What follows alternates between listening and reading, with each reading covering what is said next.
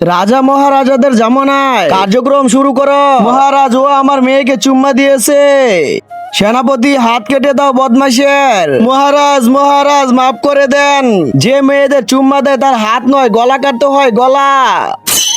আমাদের যুগে বলেন মুরব্বি, কি হয়েছে? প্রধান মশাই, হারামি আমার মেয়েকে চুম্মা দিয়েছে, ওকে থানায় নিয়ে চলো। দাঁড়ান প্রধান মশাই, কি হলো?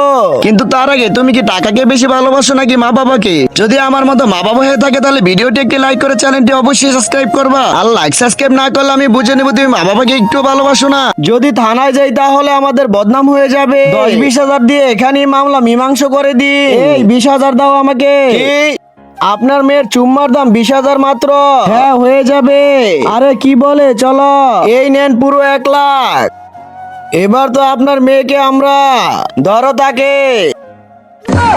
আরে প্রধান মশাই, এটা কি করে? ছাড়েন আমার মেয়েকে, ছাড়েন, ছাড়েন।